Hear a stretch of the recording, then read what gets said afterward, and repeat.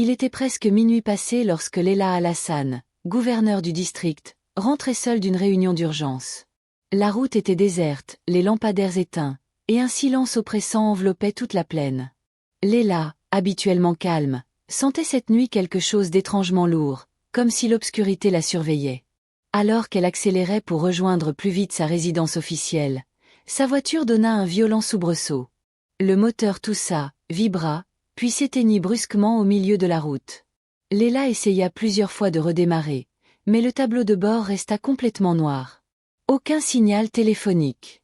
Aucun bruit aux alentours. Juste l'obscurité et le vent froid qui passait entre les arbres. Respirant profondément pour ne pas céder à la panique, elle sortit du véhicule et inspecta ce qu'elle pouvait dans le faisceau de sa lampe. Rien d'évident. Elle n'avait d'autre choix que de marcher vers la faible lueur qu'elle apercevait au loin, peut-être une habitation ou un poste de sécurité.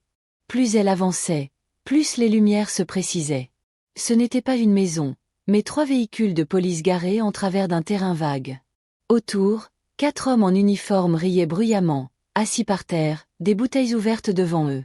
Hadi, Samir, Nabil et Youssef, 4 agents connus pour leur indiscipline, mais que Leila n'avait jamais croisés directement. Quand elle s'approcha, leur rire cessa. Ils la détaillèrent d'un regard trouble.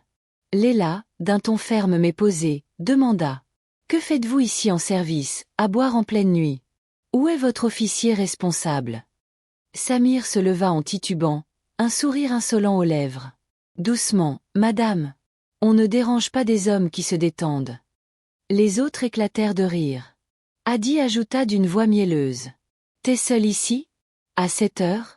Viens t'asseoir, on te tiendra compagnie. » Leila sentit la menace. Elle recula légèrement, mais leur cercle se resserra.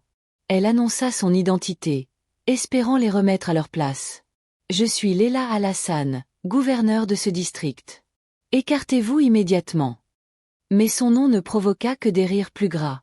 Youssef cracha au sol. « Gouverneur ou pas, la route est à nous ce soir. » Leur ton changea. Les regards devinrent lourds, malsains. Nabil tenta de lui saisir le bras. Leila se dégagea vivement, son cœur battant à tout rompre. Elle comprit que raisonner ces hommes ivres serait inutile. Ses yeux croisèrent la ceinture de Samir, et la poignée d'une arme de service mal rangée.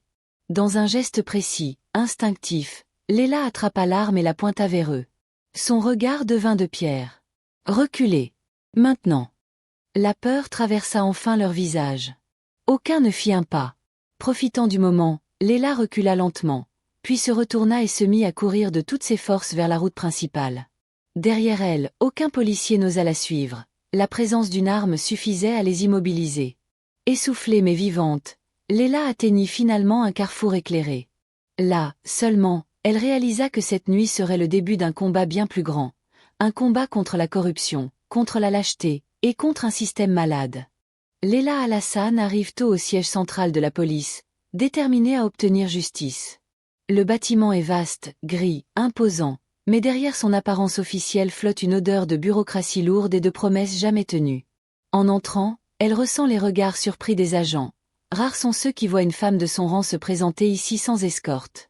Le colonel Karim Mansour, chef de la police, l'accueille dans son bureau.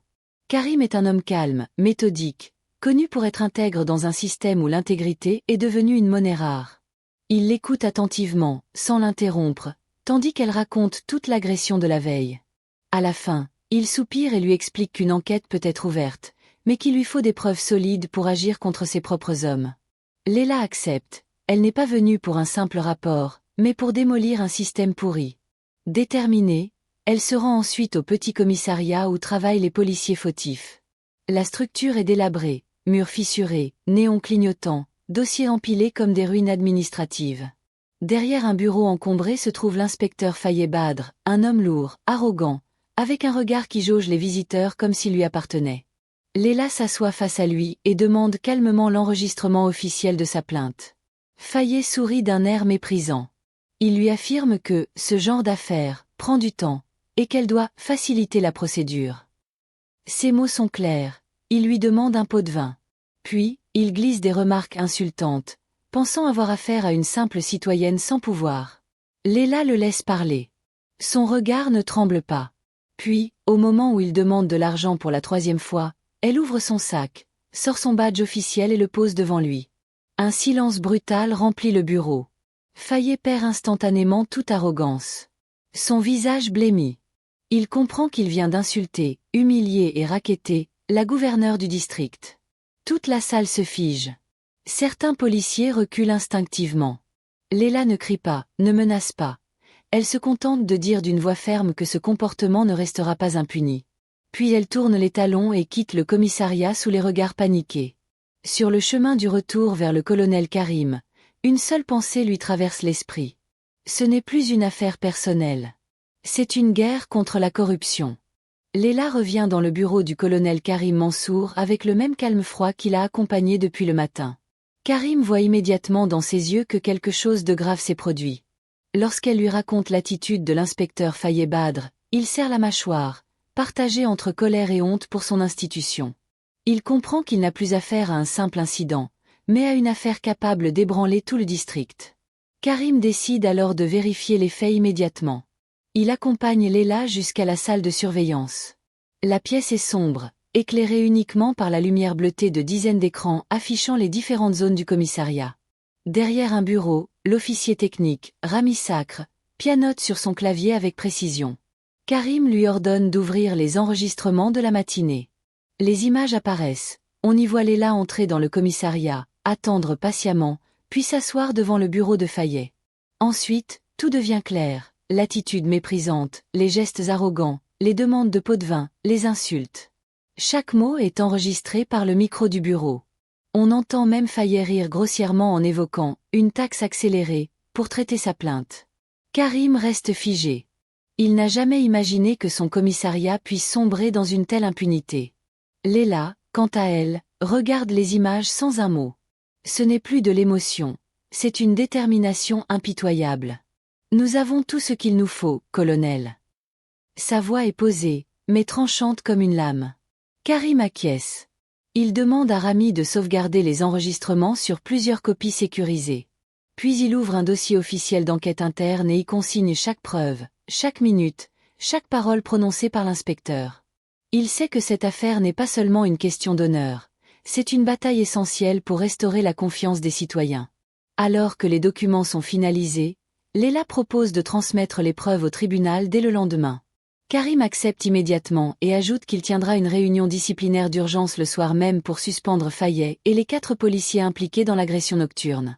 Avant de quitter le poste, Leila se tourne vers Karim. « Nous ne détruirons pas seulement un homme corrompu, mais tout un système qui protège les siens. » Karim incline la tête. « Et je serai à vos côtés pour aller jusqu'au bout. » En sortant, Leila sent pour la première fois que la vérité n'est plus une arme fragile entre ses mains.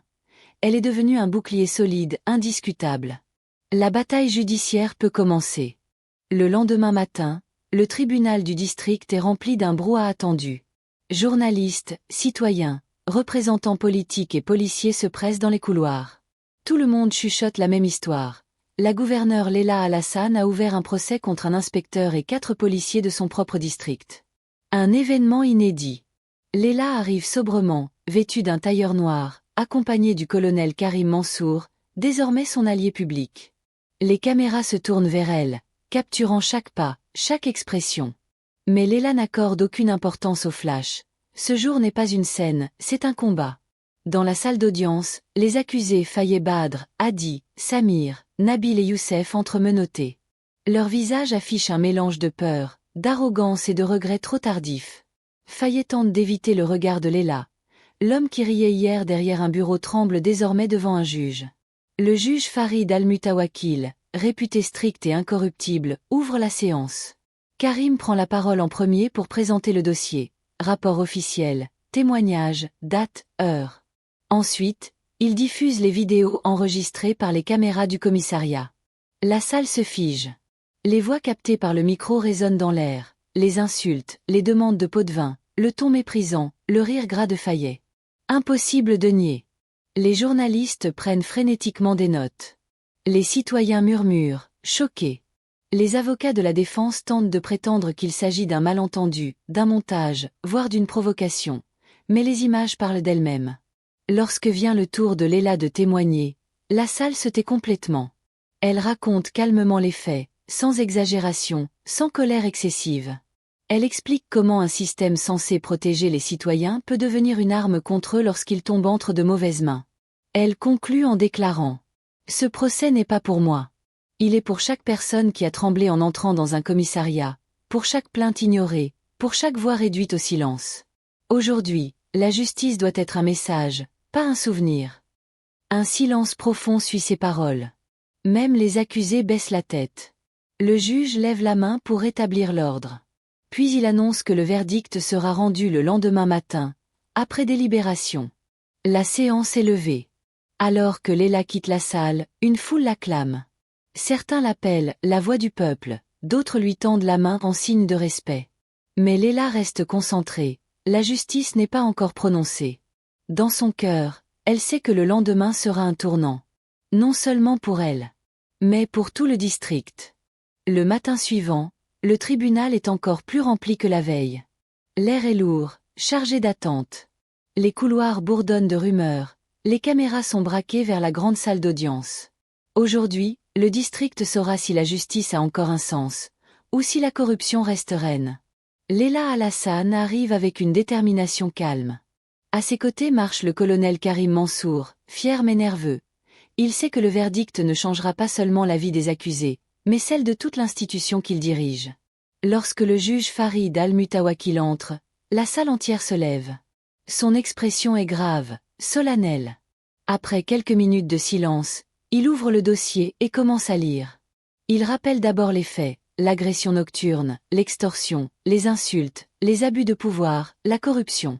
Puis il décrit les preuves irréfutables présentées au tribunal. Les vidéos, les enregistrements audio, les témoignages et les contradictions flagrantes dans les déclarations des accusés. Enfin, il relève les yeux. Après délibération. Un frisson parcourt la salle. L'inspecteur Faye Badr, ainsi que les agents Hadi, Samir, Nabil et Youssef, sont reconnus coupables des charges retenues contre eux. Corruption, extorsion, abus d'autorité et tentative d'intimidation envers un représentant de l'État. La salle retient son souffle.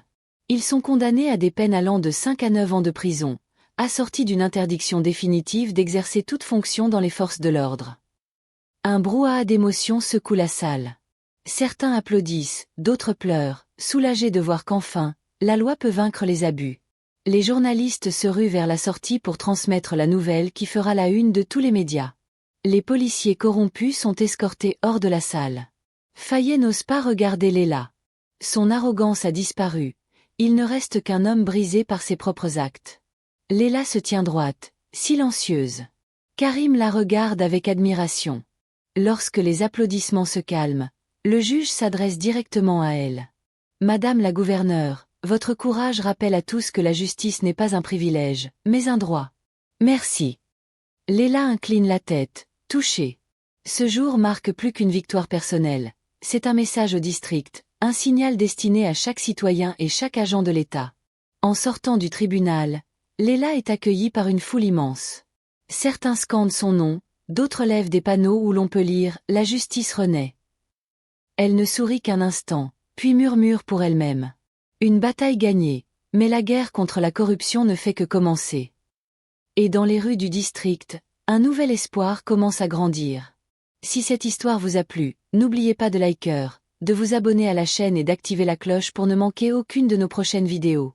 Votre soutien nous permet de créer encore plus de contenu passionnant.